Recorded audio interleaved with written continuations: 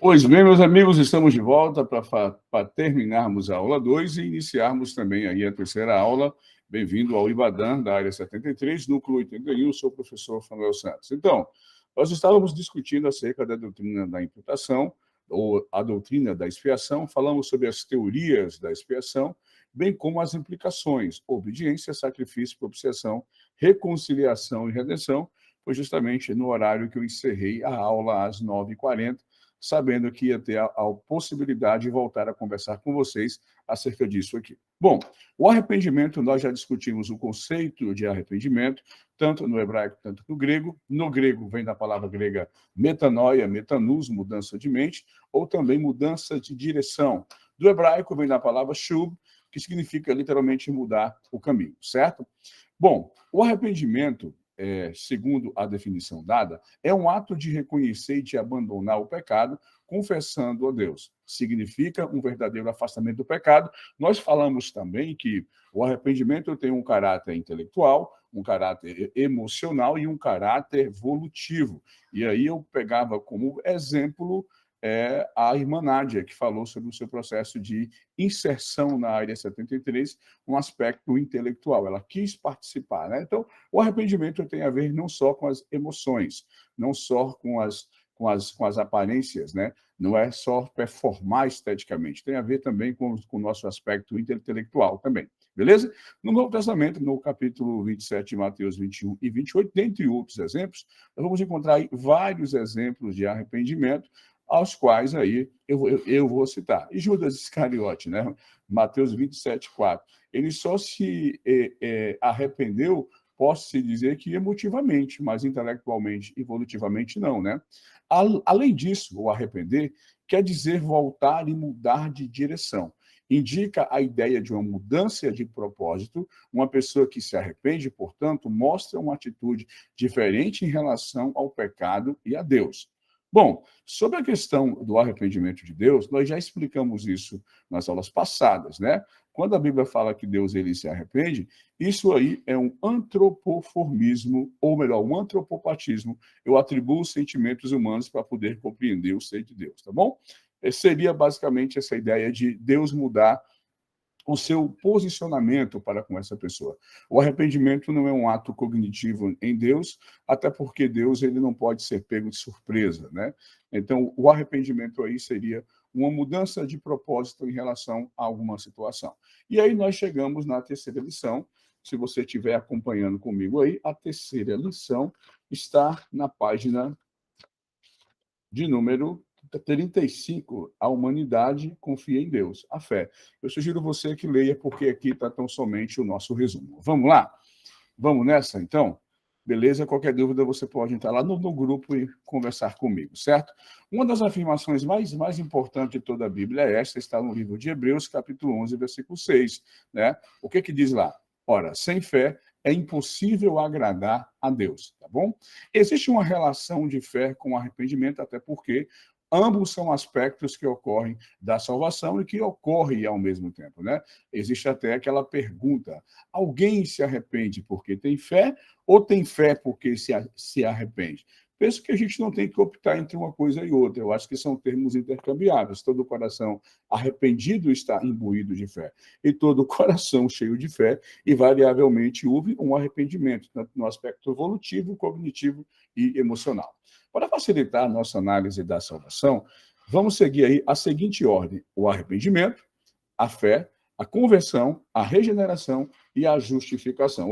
Só chamo a atenção de todos vocês que na aula de hoje, na terceira lição, a gente vai focar especificamente na fé. A conversão é a aula 4, beleza? A aula 4 e 5 a gente faz lá no presencial. Tudo bem? Vamos nessa então. Beleza. Fé é o nosso meio de receber a salvação. Romanos capítulo 10, versículo 9 e 10, diz que não pode haver um arrependimento sem fé na palavra de Deus. Tiago, capítulo 2, versículo 26, também, na parte A, vai dar essa mesma sugestão. Essas obras não salvam pessoas, mas são uma boa indicação da vida da fé. Uma pessoa faz o que é bom porque, pela graça de Deus, ela é boa.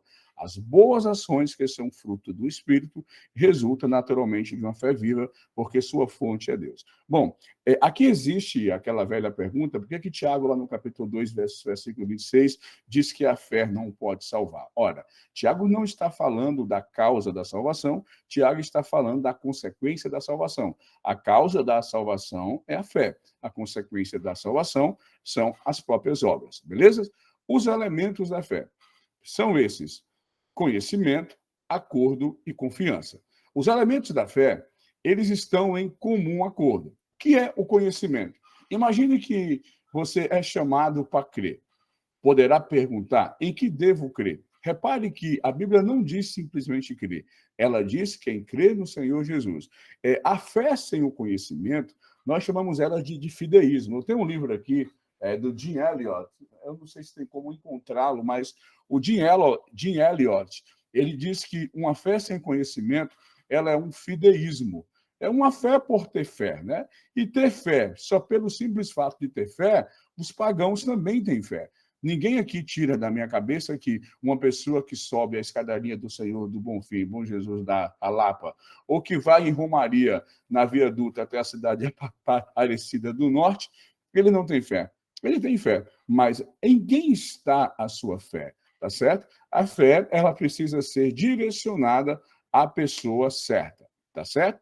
A fé também se baseia no conhecimento de Deus, revelado na natureza, nos fatos apresentados nas Escrituras, e são muito importantes no desenvolvimento da nossa fé, segundo Pedro, capítulo 3, versículo de número 18. Beleza? A fé também, um dos elementos da fé, está o acordo.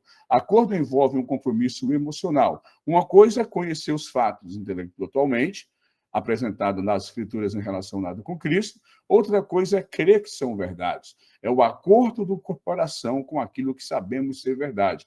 Existe o fato, que é o aspecto intelectual, é a sua observação sensorial daquele acontecimento em si, e existe o fator existencial. É quanto esse fato, que é meramente intelectual e cognoscível, ele se torna um caráter, ele se torna uma coisa pessoal da sua vida.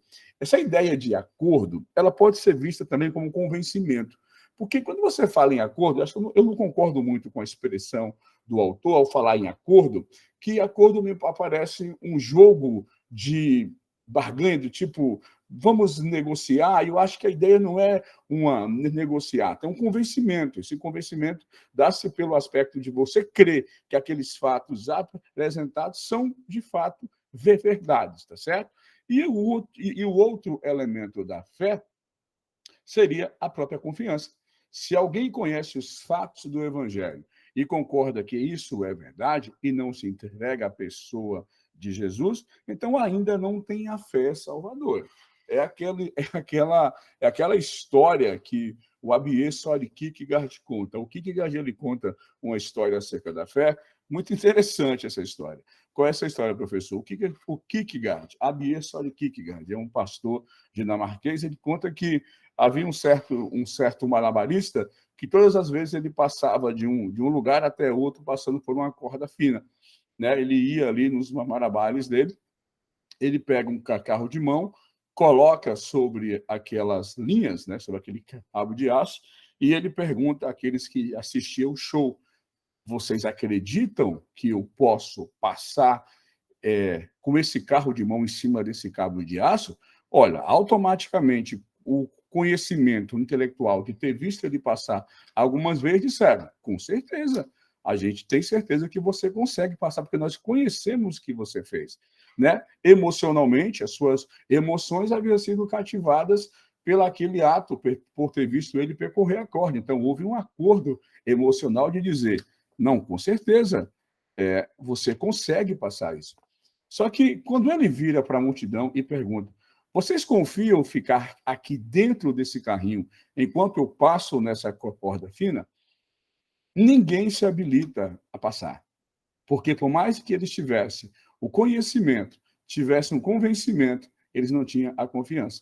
Então, porque se alguém conhece os fatos do Evangelho, concorda que é verdade e não confia, então essa pessoa não pode, de fato, ter fé. Está entendendo? Olha como existe um posicionamento. Eu tenho falado diversas vezes na minha congregação E eu repito, tem alguns irmãos que já devem até ter ouvido isso, né? Quando eu digo que fé, para além de um conhecimento, para além de um acordo, é um posicionamento, certo? É um posicionar-se, é você se posicionar sobre aquilo que você diz crer. Beleza, pessoal? A salvação representa um ato voluntário, Lucas capítulo 23, versículo 42, uma decisão pela qual nos entregamos plenamente e ativamente a Cristo e aos divinos princípios por ele indicados como diretrizes de vida. É o estilo de vida, não simplesmente religião. Aqui eu faço uma observação, eu sou extremamente crítico a isso daqui, tá? E eu vou dizer a você por quê. O cristianismo é uma religião, sim. Por quê? Porque alguém pode dizer assim, professor, mas eu li o Josh McDowell, e o Josh McDowell, no livro Mais que um Carpinteiro, diz que as religiões são os homens tentando buscar a Deus, o cristianismo é Deus que busca o homem. Beleza. Nesse ponto de vista, até que sim, porque no cristianismo é Deus que busca o homem. Beleza. Só que tem um cara chamado Pablo Marçal, e ele tem dito aí que o cristianismo não é religião, ela é um lifestyle, é sempre um estilo de vida. Não é mais ou menos isso. Tiago fala na verdadeira religião.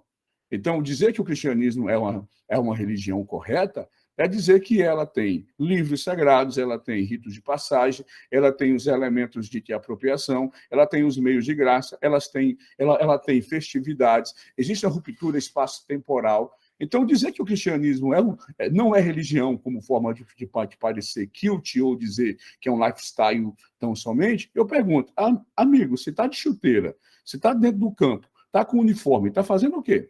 Está jogando futebol. Então, a questão que eu vou enobrecer o cristianismo não é dizer que ele não é religião. É dizer que, dentre as muitas religiões que existem, ele é uma religião correta.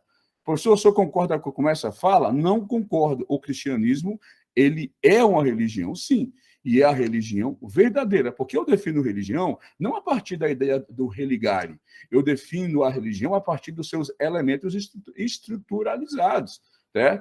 Me cita um autor aí, professor. Eu poderia citar aqui o texto do José Coblan, As Linguagens da Experiência Religiosa. Então, posso dizer que o cristianismo é uma religião, dentre outras religiões, todavia essa é a religião verdadeira. E eu não estou sozinho nessa não, tá?